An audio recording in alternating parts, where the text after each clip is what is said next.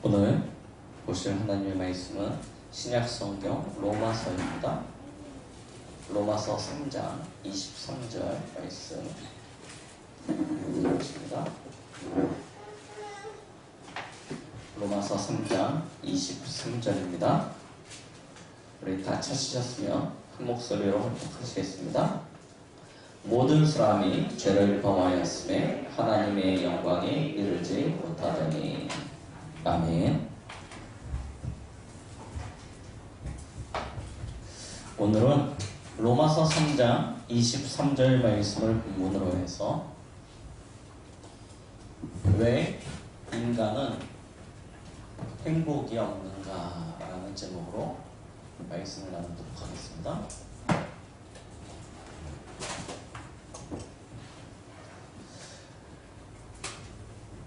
오늘 눈이 많이 왔습니다.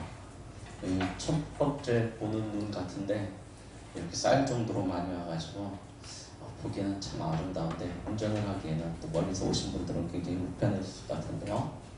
시간이 굉장히 빠르게 흘러가고 있고 시대의 흐름은 그보다 더 빠르게 변화되고 있습니다.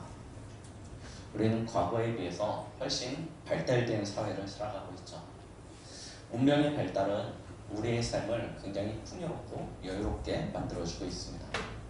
그런데 실상을 가만히 들여다보면요, 과거 여기 계신 어른들의 세대는 어쩌면 우리는 지금 많은 부분에서 기계들이 해주고 그래서 시간이 여유가 있고 훨씬 더 풍요롭다고 생각하는데 곰곰이 돌이켜보면요, 우리 어른들은요 학교 갔다 오면 그냥 가방을 집에다 휙 던져놓고요 그냥 나가서 산으로 들러 막 친구들하고 뛰어다니고요. 저희도 어렸을 때 개천에 가가지고 친구들하고 개구리 잡아가지고 뒷다리 구워먹고 그러면서 지냈는데 동생하고 어머니 아버지 일 나가고 나면 빨래거리를 개천으로 가져가서 같이 막 빨래 한다고 또 흉내도 내보고 그러면서 지냈는데요. 요즘은요 굉장히 우리에게 시간이 많은 것 같은데 여유가 있는 것 같은데 그 안을 가만히 들여다보면요, 우리 아이들은 사실은 어떻습니까? 학교 갔다 오면 바로 학원으로 가야 돼요. 친구들과 함께하는 시간보다 핸드폰으로 함께하는 시간이 훨씬 더 많고요. 자연을 즐기기보단 인터넷 세상 속에, 웹 세상 속에 갇혀가지고요 스스로의 공간에 갇힌 삶을 살아갑니다. 우리 어른들은 어떻습니까? 오늘 여기 계신 어른들이 처음에 회사에 입사했을 때는요 위에서 시키는 것만 하면 된다는데요, 요즘은 회사에서 살아남으려고 하면요 입사하고 나서도 뭔가 계속 스펙을 준비해야 됩니다. 이 변화되어지는 세상에 이 흐름에 맞춰서 무언가를 계속 준비하지 않으면 도태되어질 수밖에 없고요, 도태되어지는 순간 내쳐지게 되어지는 그런 세상이 되어져 버렸습니다. 사람들은 분명히 더 발전된 세상 속에서 더 열심히, 더 부지런히 그렇게 살아갔는데 우리는 그런 문명의 발전으로 말미암아 우리에게 주어진 삶의 여유보다는 오히려 거꾸로요, 여유를 즐기기보다 더 쫓기는 인생을 살아가게 되어졌습니다. 왜 끊임없이 노력하는데 항상 결과는 기대 이하이고요, 아니 오히려 더 심각한 어려움을 우리에게 가져다 주고 있습니다. 왜 인생은 참된 행복이 없는지 우리는 여기에 대한 분명한 답을 찾아야 될 것입니다. 이걸 찾지 못하면 오해되어지게 되어지고요, 그러면 결국 속게 되어집니다. 속는 그 순간부터 우리의 인생은요 전혀 우리가 의도치 않은 길로 가게 되는 것을 보게 되어집니다. 그래서 우리가 복음의 기초에 대해서 지금 지난주는 하나님이 쓰시는 일꾼이 누군지에 대해서 말씀을 나눴는데요, 오늘은 왜 인간이 행복이 없는가 라는 질문을 가지고 함께 말씀을 나눠보도록 하겠습니다. 마태복음 11장 28절에 보니까 사람의 정의에 뭐라고 이야기하냐면 수고하고 무거운 짐진 자들아라고 이야기하고 있습니다. 왜 인생이 수고하고 무거운 짐을 짊어지고 가야 됩니까?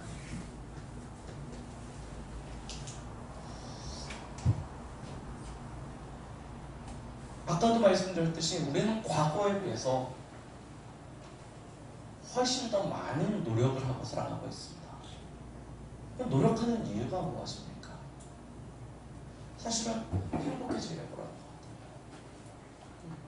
우리가 기대하는 어떤 기대치를 이루어서 우리의 삶이 좀 더 나은 삶, 좀 더 행복한 삶을 살기 위해 부지런히 노력합니다. 그런데 그 결과는요. 성경에 보니까요. 창세기 4장에 가인이라는 사람이 나옵니다. 나쁜 사람이냐? 그렇지 않아요. 굉장히 열심히 사는 사람입니다.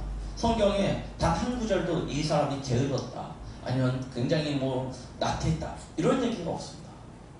오히려 열심히 수고하고 결실을 거두어서 그 자신이 거둔 결실을 가지고 하나님 앞에 기쁜 마음으로 드렸습니다. 예배 드렸습니다. 그런데 하나님이요, 이 가인의 예배를 받지 않으십니다. 똑같이 수고했는데 나는 안 받았는데 동생이었던 아벨의 예배는 받아주시는 거예요. 그 순간 가인이요, 열받은 거예요. 아니, 똑같이 수고하고 누가 덜 수고하고 누가 조금 모자라고 하는 게 이해가 되겠는데, 똑같이 수고하고 오히려 양치는 이보다 어쩌면 나는 아침 새벽 이른 시간부터 나가서 밤 늦게까지 이 곡식을 거둬들기 위해서 그렇게 몸부림치면서 애썼는데, 그리고 기쁜 마음으로 이거 출세해가지고 하나님 앞에 예배를 드렸는데 하나님이 안 받아주세요. 이 순간죠, 진짜 세상 말로 꼭지가 팍 돈 거죠. 아니, 내 예배는. 그러니까 어떻게 됩니까? 마귀에게 속아가지고 동생을 돌로 쳐서 죽여요. 이 동생만 없었으면 하나님이 내 예배를 받아줄 건데. 자, 그 결과 어떻게 되어졌습니까? 추방당하는 거예요. 열심히 수고하고 노력했는데 결과는요, 자기가 생각했던 것과는 전혀 다른 결과가 없는데 오히려 저주와 재앙이라니까요. 창세기 6장 보십시오. 시대가요 어마어마하게 발전했습니다. 발전했어요. 문명이 엄청 발전했습니다. 과거에 아담과 하와 시대 때는 비교할 수 없을 만큼 큰 불악들이 생기게 되어지고요. 거기서 많은 사람들이 즐기고 놀고 자신을 보호할 수 있는 것들이 생겼습니다. 그러면 삶이 행복해져야죠. 그런데 그 당시 사회를 성경에서 뭐라고 이야기합니까? 발전되어졌는데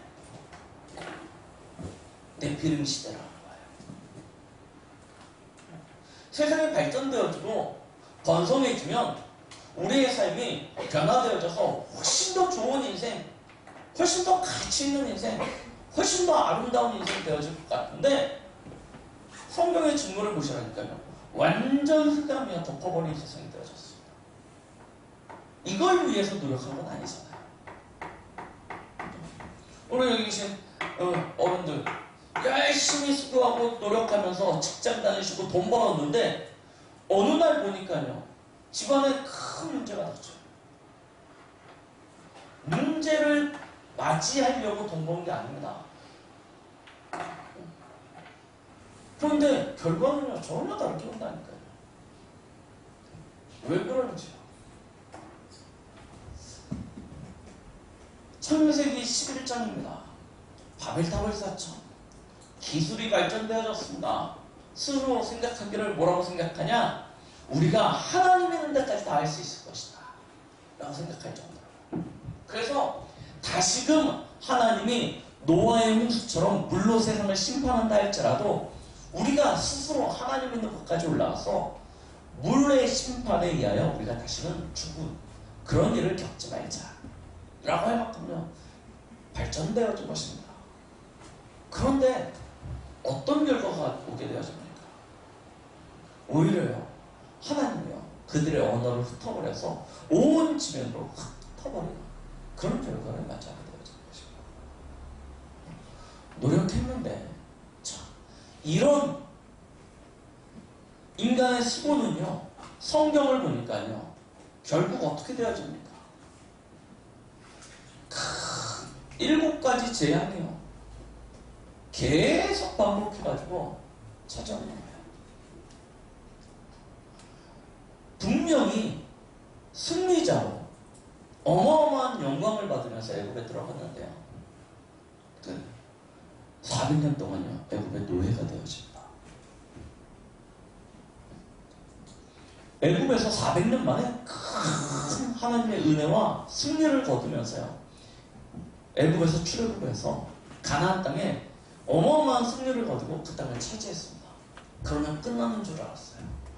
그런데요, 그 결과는요, 모압, 암몬 이런 주위 있는 나라들이 계속 쳐들어와서요, 이스라엘을 계속 괴롭게 합니다. 힘들게 만듭니다. 자, 블레셋이라는 나라가 이게요, 뭐 1년, 10년, 100년이 아니고요, 출애굽해서부터 가나안 땅 들어오면서부터 언제까지요? 사무엘, 다윗 그 시대까지요, 계속해가지고요, 이스라엘을 침략해가지고 공격합니다.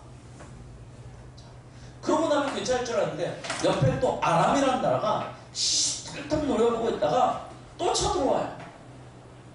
아람이 좀 잠잠해질만 하니까 저 위에 있던 아수라라는 강대국이 또 쳐들어와요.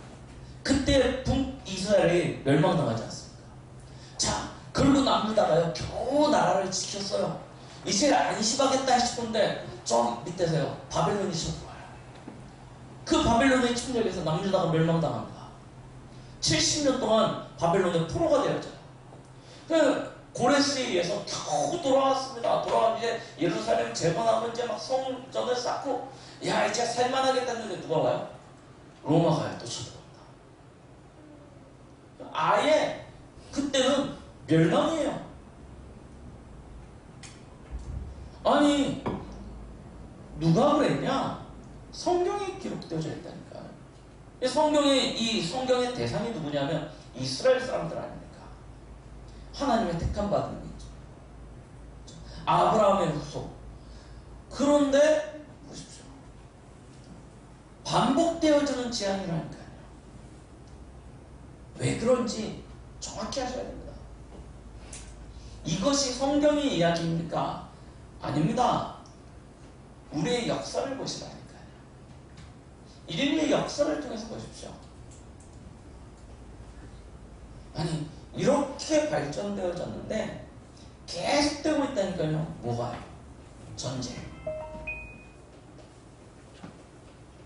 테러. 이 위협이요, 지금도 세계 곳곳에서 계속 일어나고 있습니다. 무엇 때문입니까? 전쟁과 테러? 오히려요, 별거 아니에요. 진짜 문제는 어떤 문제가 찾아왔냐면요, 세상은 발전했는데 그 발전된 세상 속에서 막지 못하는 정신병 시대가 왔습니다. 우리 이번 주에 조두순이라는 한 사람 때문에 전 국이 난리가 났지 않습니까? 그래서 저 안산은요, 나중에는 완전 뒤집어졌습니다. 뭡니까? 정신병이라니까요. 이게 그냥이 아닙니다. 정신병입니다.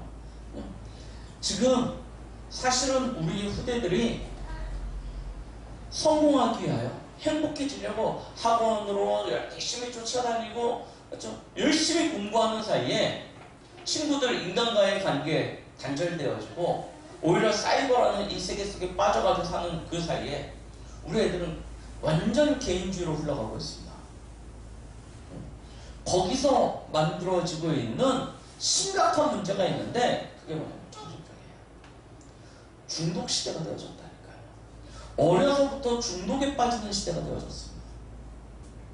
지금은 우리 아이들이 핸드폰으로 중독, 이게 뭐 게임 중독 이런 거 하고 있지만, 사실은 그 영적인 상태는, 그 정신과 마음의 상태는 삶의 피폐함, 그 피폐함으로 말미암아 여러 가지 중독에 빠질 수밖에 없는 상태를 만들어내버렸어요.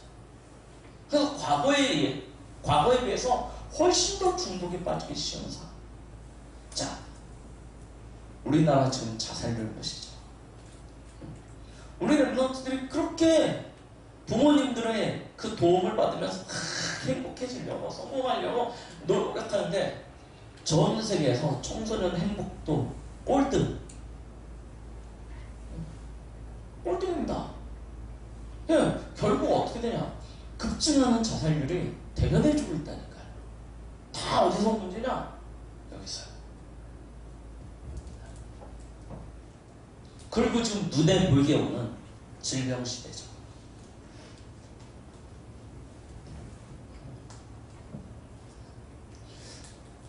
의학이 그렇게 발전되어지고 약이 그렇게 많아졌는데 우리 주위에는요 환자들이요 꽉 찼습니다. 특히 신기하죠. 요즘은 아프다 그러면요 암이에요. 손댈 수 없는 상태가 되어져요. 뭐 사스니 메르스니 막 하더니 이제 코로나 시대가 되어져 버렸습니다. 앞으로 또 어떤 질병이 발생하게 되어질지 아무도 장담할 수 없는 시대가 되어졌어요. 자, 그런 가운데 우리가 신이 뭐 쉽게 얘기는 부의 양극화라고 하죠. 이런 문제가 찾아왔습니다. 코로나 사태 이후에 더 심각한 문제로요. 이 양극화되어지기 시작했는데요. 뭐냐? 쉽게 얘기하면 재앙이라니까요. 우리나라 민족은 굉장히 근면성실합니다. 과거에 저희 아버지 세대 보시면요. 진짜 우리는 어르신들 그런 얘기 있죠. 별보기 운동 한다고요. 새벽같이 나가서 일하기 시작해서 밤늦게까지 일하고 들어옵니다. 거의 아침에 통금 풀릴 때 나가셔가지고 통금되기 직전에까지 일하시다가 들어오셨다니까요. 그래서 우리나라는 이렇게 발전되어 왔습니다. 한국이 기적이라고 할 만큼 20세기 들어서 유일하게 보조를 받다가 이제는 다른 나라를 도와줄 수 있는 나라, 그런 영광의 타이틀을 달고 있는 대한민국입니다. 그런데 그 이면을 가만히 들여다보면 그렇게 영광만 있냐? 아니요. 거꾸로 가고 있다니까요. 왜 그런지 우리는 분명히 알아야 돼요.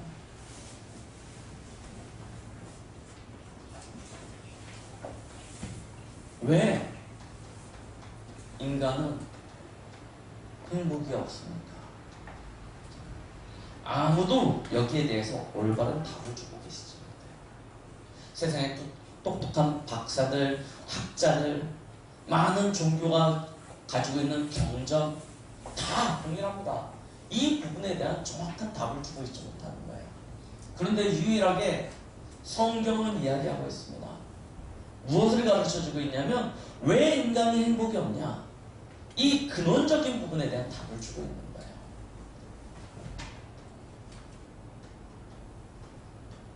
성경은 창조주 하나님이 계심을 말하고 있습니다. 그 창조주 하나님이 모든 세상을 만드셨고 거기에 인간을 만드셨습니다. 그 하나님의 창조에는 원리가 있었죠. 이 화분이 지금 아름답게 꽃을 피워놓고 있습니다. 꽃을 피울 수 있는 이유는 뿌리가 땅에 내려져 있기 때문입니다. 이 뿌리를 뽑아버리는 순간 이 꽃은요 채 한나절이 되기 전에 시들어서요 죽기 시작합니다. 이게 창조 원리예요. 식물은요 그 뿌리가 땅에 있어야 되는 것입니다. 물고기는 물속에 있어야지 행복하게 살아갑니다. 새는 하늘을 날아다닐 때 자유롭습니다. 이와 같이 사람에게도 하나님이 준 창조 원리가 있어요. 그것이 무엇입니까? 창세기 1장 27절입니다. 사람의 본질은 무엇이냐? 하나님의 형상입니다.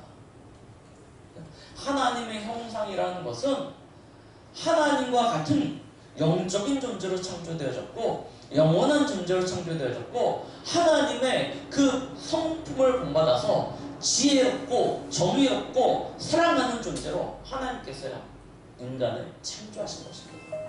이게 인간만 가지고 있는 본질이에요. 하나님의 형상으로 창조되어져서 하나님과 함께하는 존재, 하나님 안에 거하여야 하는 존재. 하나님은요, 인간을 그렇게 창조하셨습니다. 그렇게 창조되어진 인간에게 하나님이 창세기 1장 28절입니다. 복 주신 것입니다. 하나님 안에서 복 주신 것입니다. 생육하고 번성하고 다스리고 정복하고 충만할 수 있는 복을 하나님께서 허락하여 주신 것입니다. 이 복은 사람이 노력하고 수고하여 쟁취하는 것이 아니었습니다. 본질적인 복이에요. 하나님 안에 거하면 마땅히 받고 누릴 수 있는 그런 복이었습니다. 처음부터 하나님이 그렇게 복 주셨다니까요. 그래서 인간은 복 있는 존재로 살아가는 것이 당연한 것이었습니다. 언제요? 조건은 하나라니까요. 창세기 2장 17절. 어디 안에 거해야 돼요? 하나님 안에 거하며 함께할 때 이 축복이요 주어지는 것입니다. 그래서 하나님은요, 동산 중앙에 선악을 알게 하는 나무를 만들어 놓고 먹지 말라고 하신 거예요. 테스트하는 것도 아니었습니다. 유혹하는 것도 아니었습니다. 하나님은요, 우리에게 신뢰의 확증으로 주신 것입니다. 보면서 너희는 피조물이고 창조주 하나님이 있고 인간은 창조주 하나님 안에 거해야 된다는 사실을 선악과를 통하여 보여주신 거예요. 그런데 이 하나님의 이 축복을요, 인간이요 다 놓쳐버린 것입니다. 하나님 안에 거하면서 살며 하나님의 축복을 누려야 될 인간이 하나님을 떠난 거예요. 왜 떠났습니까? 성경에 보니까 인간이 창조되어지기 이전부터 존재하였던 영적인 존재가 있습니다. 그 존재가 누구냐면 사단이에요. 창세기 1장 2절의 말씀은 흑암, 혼돈, 공허라고 표현하고 있는데요. 이 사단이라는 존재가 계시록 12장 9절에 보니까 옛뱀 곧 마귀라고 불리고 있는데요. 창세기에 보니까 이 아담과 하와와 가장 친했던 동물, 지혜로웠던 동물, 뱀 속에요 사단이 들어간 것입니다. 그리고요, 아담과 하와를 미혹하죠.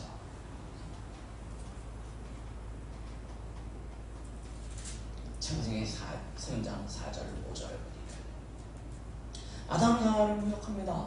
하나님이 동산에 있는 모든 나무의 열매를 먹지 말라고 하였냐 라고 시작하면서 결국 하는 이야기가 뭐냐? 아니다.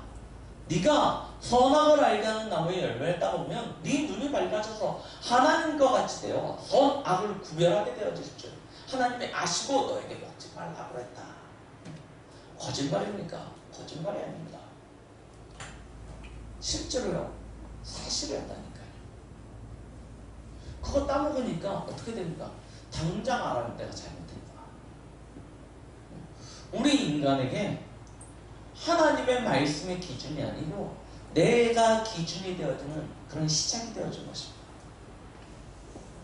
사단이요, 미혹하려 들어온 거예요.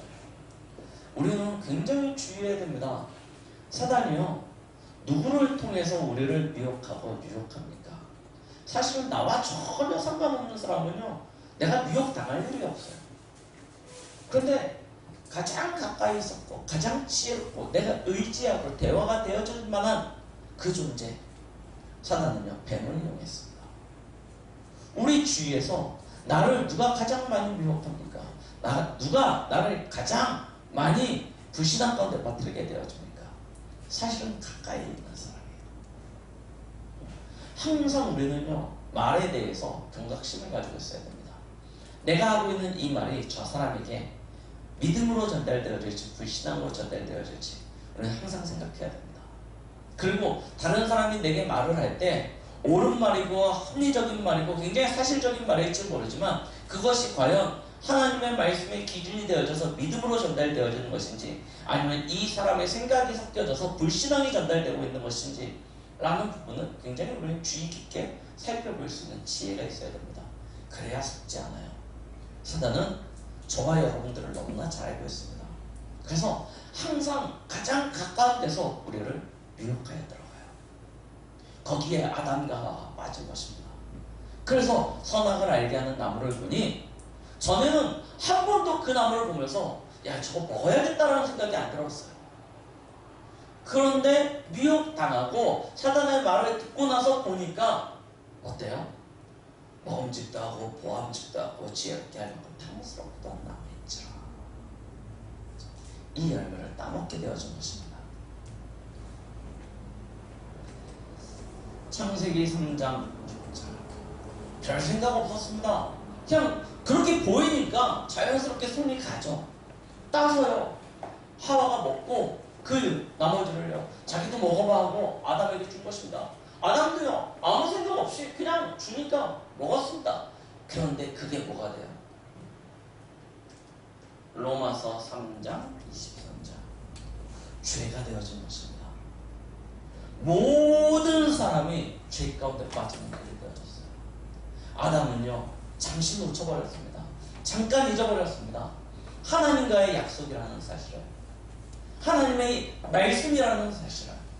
그리고 그냥 가볍게 생각하고 이거 먹는다고 뭐 큰일이 나겠어. 이미 잊어버렸다니까요. 선악을 알게 하는 나무의 열매를 먹지 말라. 먹는다라는 정령 죽으리라. 이걸 이미 잊어버린 것입니다. 죽게 될지도 모르는데 먹어도 될까? 에이 어때 하나쯤. 그 하나쯤이요 완전 온 인류를요 죄 가운데 빠지게 만들어서 하나님의 영광이 이르지 못하는 상태가 되어진 것입니다. 우리가 그렇습니다. 죄가 굉장히 무서운 것 같습니까? 대단한 것이 죄라고 생각하십니까? 에이 이쯤이야. 이 정도는. 여기에요 사단의 전략이 있습니다. 남들도 다 아는데 뭐 나 하나 거기에 숟가락 하나 더 못했다고 뭔 일이 일어나겠어. 이게요 죄의 본질입니다. 그래서 우리는 굉장히 경계해야 된다니까요. 이 죄로 말미암아 하나님의 영광에 이르지 못한 그 결과는요 저주와 재앙이었습니다. 말씀대로요. 창세기 2장 17절 죽음 정령 죽으리라 말씀하신 그대로요. 우리는 이제 흑인이 흑으로 돌아가게 되어지는 그런 결과를 맞이하게 되어진 것입니다. 흑인이 흑으로 돌아가게 되어졌다는 거예요. 그게 무슨 얘기입니까?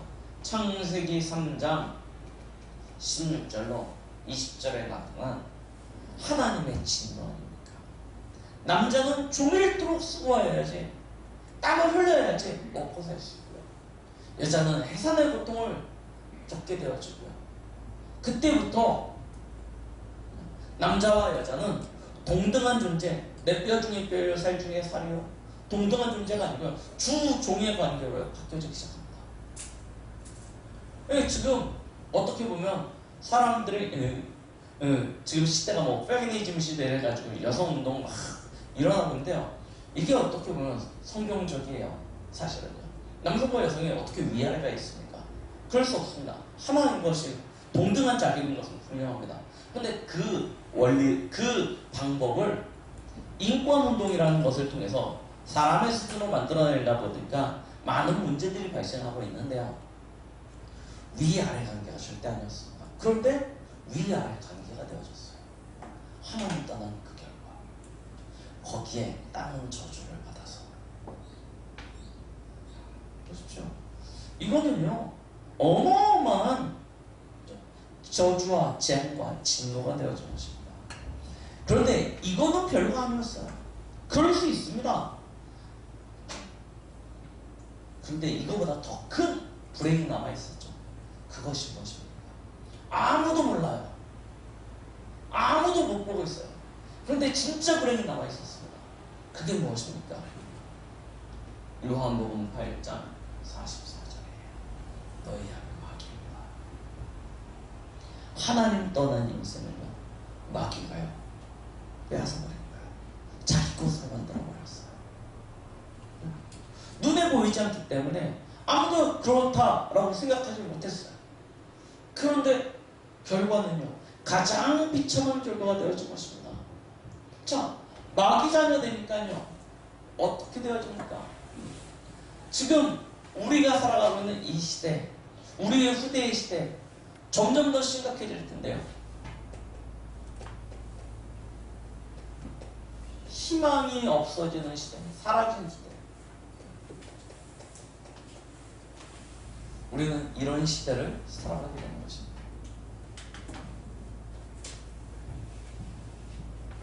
열심히 노력하면 수고하면 되는 줄 알았는데 아니요, 이제는 완전 잡혀버렸어요.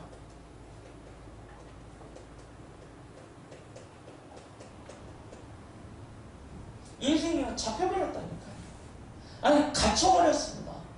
어디에요? 사단이 만들어놓은 함정 틀 올무에 갇혀버렸어요.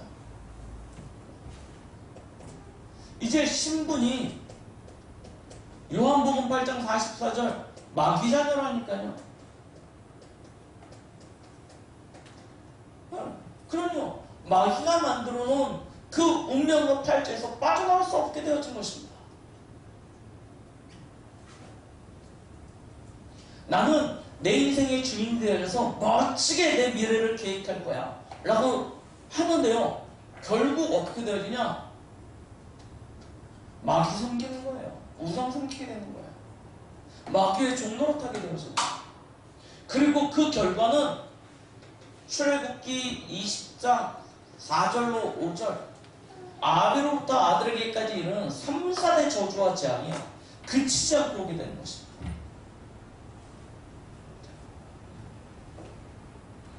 그 저주와 재앙으로 말미암아 사람이 겪게 되어진 스트레스는 상상할 수 없게 되어지고요. 그 스트레스로 말미암아 세상은 정신문제가 가득하게 되어지는데요. 마태복음 11장 28절에 수고하고 무거운 짐을 벗어버리지 못하니까요. 이것이 마음과 생각을 짓눌러서 우울증, 조울증, 공황장애, 분열증, 야뇨증, 몽유병 이런 무수히 많은 실질적인 정신병이 나타나지게 되어지고요. 여기에 우리 주위를 둘러보십시오.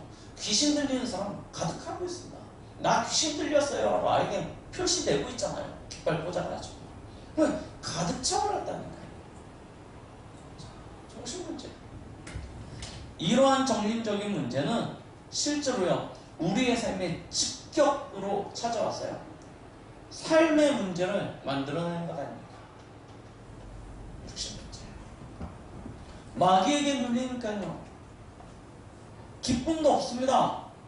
그렇죠? 오히려 계속되어지는 이 저주와 재앙 때문에 문제의 연속이고요.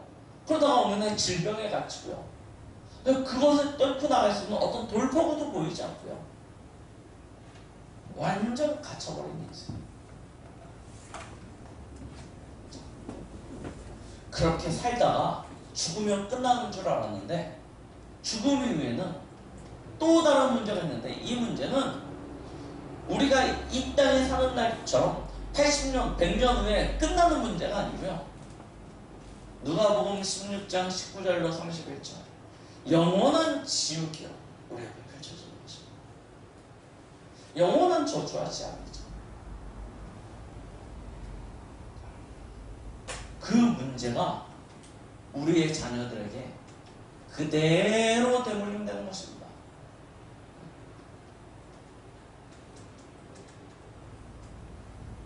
갇혀버렸다니까요. 돌파구가 보이지 않습니다. 그래서 말씀하는 거예요. 지금 우리가 살고 있는 시대, 우리 젊은이들은요, 우리 후대들은요, 뭐 처음에는 3포 세대라니 5포 세대라니 뭐 7포 세대, 이제 뭐 9포 세대를 진짜요 다 포기하는 그런 시대가 되어졌습니다. 뭐 헬조선이라고 해서 이제 한국 땅을 떠나야지만 뭔가 희망이 보일 거라고들 이야기하는데 한국을 떠나면 희망이 보입니까? 진짜 우리의 인생이, 우리 후대의 인생이 빛도 희망도 사라지고 스스로 자기 세계에 갇혀서 완전히 매여버린 그런 삶을 우리 후대들이 살아가고 있는 거 아닙니까? 그래서요, 성경은 이런 시대를 이사야 60장 2절에는 어두움이 온 땅을 덮어버렸고 캄캄함이 만민을 가렸다라고 이야기하고 있어요. 시편 107편 시편에는 사망의 그늘에 앉으며 공고와 죄사슬에 매인 인생이라고 이야기하고 있어요. 어느 정도 배웠겠냐? 요한복음 1장 5절 말씀을 보니까 빛이 왔는데 어둠에 잡혀가지고 이 빛을 깨닫지 못하는, 오히려 빛을 거부하는 그런 시대가 되어져 버렸습니다. 지금 우리와 우리의 후대가 살아가는 시대입니다. 모습입니다. 이런 시대를 어떻게 우리가 이기겠습니까? 돈이 많으면 해결되어집니까? 아니면 높은 자리에 올라가면 해결되어집니까? 그렇지 않다는 것이 우리 앞에 많이 증명되어지고 있지 않습니까? 그런데도 우리는 세상에서 그 희망의 끈을 찾고자 계속 몸부림칩니다. 하나님은요, 세상 안에 희망을 두시지 않았어요. 세상 안에 소망을 두시지 않았습니다. 그러면요, 우리는 그 희망과 소망을 어디서 찾습니까? 어디서 어떻게 해야지 이 상태에서, 갇힌 자리에서, 잡혀버린 상태에서 빠져나와서 자유롭게 되어질 수 있습니까? 하나님은 분명히 우리 인생에 생명이요, 빛이요, 참 희망을 허락하여 주셨습니다. 우리는 지금 대림절 기간을 보내고 있습니다. 대림절이 뭐야 하시는 분도 계실 거예요. 대림절이 뭡니까? 예수 그리스도가 오시는 그 날을 기다리는 이 시기를 이야기하고 있습니다. 이 대림절 기간에 우리는 성경을 보면서요, 하나님이 주신 진짜 소망을 발견하시는 해가 있길 바랍니다. 누가복음 2장 10절로 14절입니다. 한밤중에 양을 치면서 자고 있던 목자들에게 천사들이 찾아와서 합니다.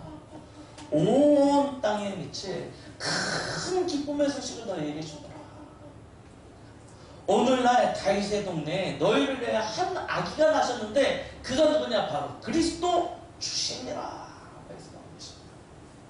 이게 우리가 가질 수 있는 최고의 희망입니다. 우리는 빠져나올 수 없어요. 우리는 벗어날 수 없습니다. 그런데 하나님이 온 땅의 빛을 큰 기쁨의 이 구원의 소식을 주셨어요. 누구요? 그리스도 주여. 그 안에 우리의 삶이 참 따로 있습니다. 마태복음 4장 16절입니다. 뭐라고 기록하고 있냐면, 흑암에 앉은 백성이 큰 빛을 보았고 사망의 땅과 그늘에 앉아있는 자들에게 빛이 비추었도다 하였느니라. 기록하고 있습니다. 흑암에 앉아있는, 사망의 땅과 그 그늘에 앉아있는 우리에게 빛이 비춰지는 사실이에요. 누가요? 예수 그리스도가요. 요한복음 1장 1절로 11절입니다. 그분이 누굽니까? 그 안에 생명이 있고 그 안에 빛이 있습니다. 그가 누구냐? 하나님이세요. 하나님이 육신을 입고 이 땅에 오셔서 우리의 구원자가 되어 주신 것입니다. 인간의 힘으로 도저히 빠져나갈 수 없기에 하나님이 스스로 인간을 찾아오시는 분, 그분이 누구냐? 바로 예수요. 그가 이 땅에 오셔서 하신 일은 무엇이냐? 바로 그리스도예요. 오늘 저희가 찬양했던 찬송가 82장 찬양처럼 우리를 위하여 하나님의 어린 양으로 이 땅에 오셔서 십자가에서 우리 인생의 모든 문제를 해결하신 그 예수 그리스도. 이 안에 우리 인생에 참된 희망이 있고 우리 삶의 문제에 참된 해답이 있는 점 믿으시기 바랍니다. 자, 말씀을 마무리하겠습니다. 왜 여기서 끝내냐? 다음 주 말씀은 뭡니까? 구원의 길입니다. 그리스도에 관하여서는 다음 주에 또 다시 한번 정확히 설명을 하고요. 이번 주는 뭘 정확히 보시냐면 세상 보는 눈입니다.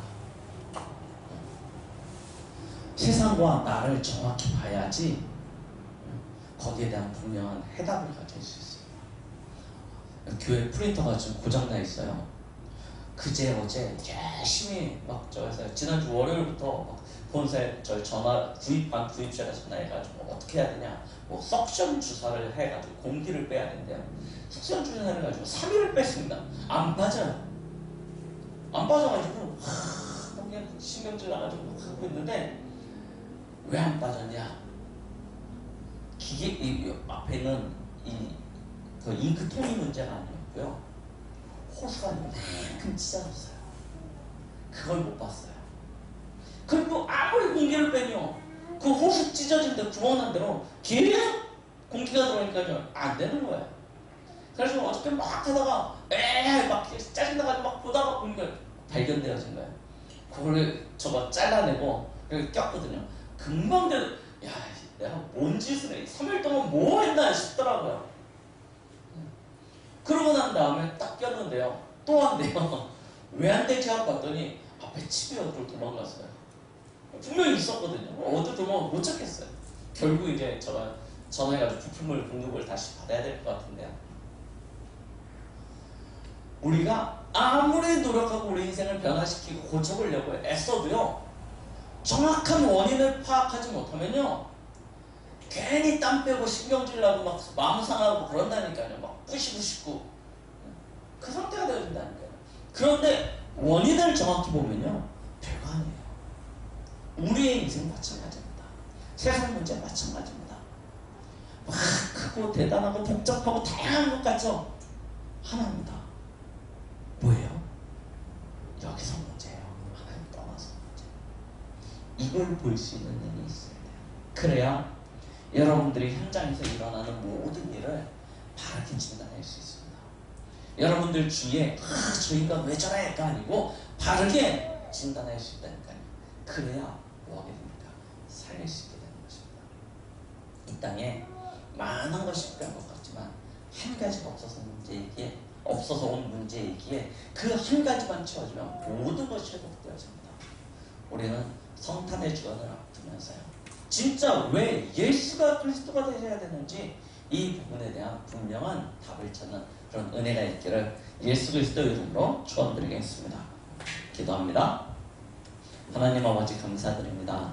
오늘 우리는 왜 인간이 행복이 없는지 이 근본적인 질문에 대하여 답을 찾게 되어집니다.